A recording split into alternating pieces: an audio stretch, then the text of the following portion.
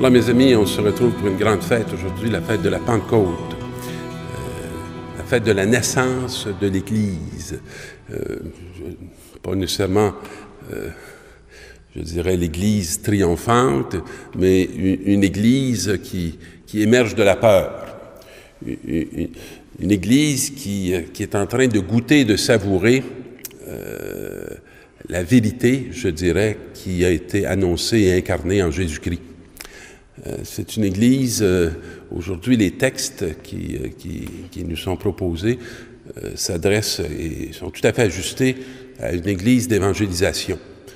Lorsque j'étais plus jeune, on n'était pas tellement dans l'évangélisation.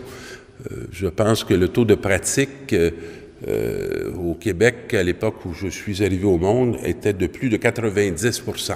Alors, on ne sentait pas un besoin énorme de partir puis d'aller annoncer celui qui semblait être connu par tous et chacun. On pouvait rêver, quand je rêvais d'être prêtre très jeune, je rêvais beaucoup de réussir, puis d'être proche de ma communauté chrétienne et de pouvoir avec eux chanter les louanges du Seigneur du matin jusqu'au soir. Mais lorsque j'ai été ordonné, on était rendu à une période assez différente. De ma génération à moi, il n'y avait pas beaucoup de monde qui était actif dans cette Église. J'oserais pas dire qu'il n'y avait pas beaucoup de monde qui avait la foi, parce que c'est un domaine pour lequel on n'a pas beaucoup de techniques d'évaluation. Ce qui est dans le cœur d'un homme, ce qui est dans le cœur d'une femme, est souvent un secret et un mystère où on est appelé à s'approcher avec beaucoup de respect sur la pointe des pieds. Alors, mais il est évident qu'aujourd'hui, on est dans une toute autre dynamique qui est très proche de cette réalité de la Pentecôte et qui est une Église d'évangélisation. On ne va pas évangéliser pour remplir des bancs d'église et remplir des paniers de quêtes. Oui, c'est très pratique d'avoir de l'argent pour payer les factures, je ne vous le cacherai pas, mais ça ne peut pas être le sens de l'évangélisation. On n'évangélise pas pour être reconnu. On évangélise pour que Jésus soit reconnu et pour que son esprit qui est victorieux de la mort puisse libérer les hommes et les femmes de notre temps de beaucoup de blessures, de beaucoup de violences, de beaucoup de meurtrissures dans lesquelles cette humanité, on pourrait dire, s'abîme et connaît la destruction.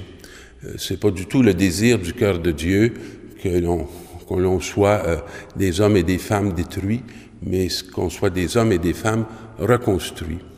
Et voilà que dans ce premier texte qu'on va nous proposer, ce qui est merveilleux, c'est que chacun entend les apôtres dans sa propre langue.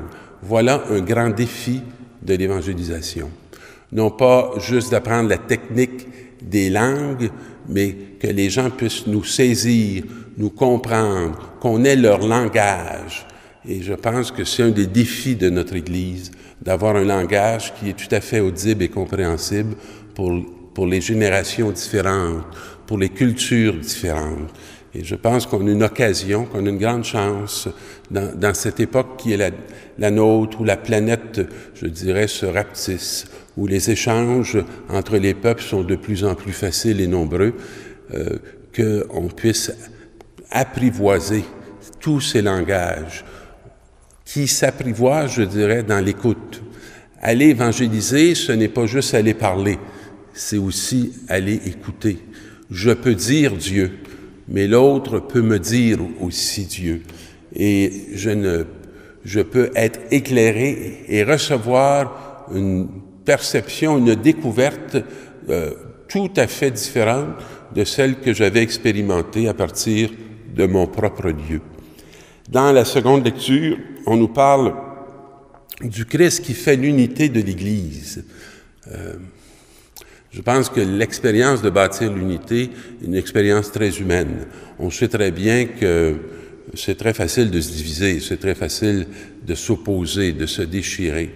Mais de faire un cœur et une âme, c'est une réalité qui doit demander beaucoup d'énergie pour faire advenir, d'abord avec nous-mêmes, Parce que la première division, on ne la vit pas par rapport aux autres.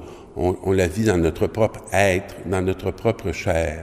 Et s'il y a une grâce extraordinaire de Dieu, c'est qu'il vient apaiser cette chair, qu'il vient faire de nous des êtres unis, en unité avec cet amour qui nous habite et qui a pour nom le Père, le Fils et l'Esprit Saint. L'Évangile va à nouveau se terminer sur cette belle parole. Tout homme à qui vous remettrez ses péchés, ils lui seront remis. Tout homme à qui vous maintiendrez les péchés, ils lui seront maintenus. Je vous invite cette semaine à être attentif pour voir à qui vous remettez les péchés. C'est trop facile de penser que c'est le ministère exclusif des prêtres. C'est le ministère sacramentel des prêtres. Ils le font au nom du corps du Christ et de la communauté, mais c'est le ministère de tout baptisé de remettre les péchés.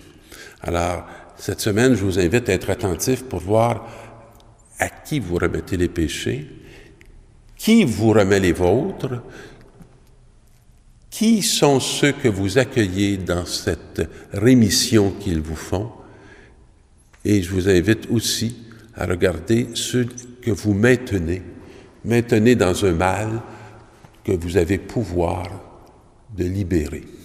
Alors, je vous souhaite une bonne semaine et un bon ministère dans la paix du Christ. Quand arriva la Pentecôte, le 50e jour après Pâques, ils se trouvaient réunis tous ensemble. Soudain, il vint du ciel un bruit pareil à celui d'un violent coup de vent. Toute la maison où ils se tenaient en fut remplie. Ils virent apparaître comme des langues de feu qui se posèrent sur chacun d'eux.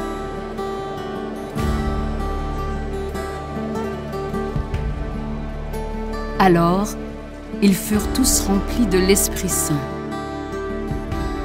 Ils se mirent à parler en d'autres langues, et chacun s'exprimait selon le don de l'Esprit. Or, il y avait, séjournant à Jérusalem, des Juifs fervents, issus de toutes les nations qui sont sous le ciel. Lorsque les gens entendirent le bruit, ils se rassemblèrent en foule. Ces hommes qui parlent, ne sont-ils pas tous des Galiléens? Comment se fait-il que chacun de nous les entende dans sa langue maternelle?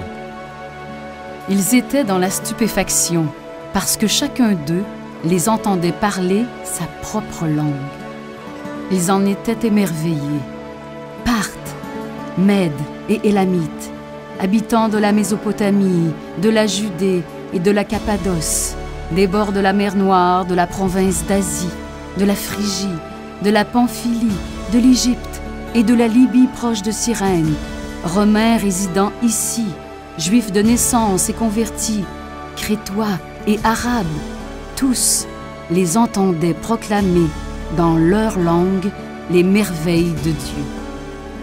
Ils étaient tous déconcertés et dans leur désarroi, ils se disaient les uns aux autres: Qu'est-ce que cela veut dire? Ah! Je crois qu'ils sont pleins de vin doux.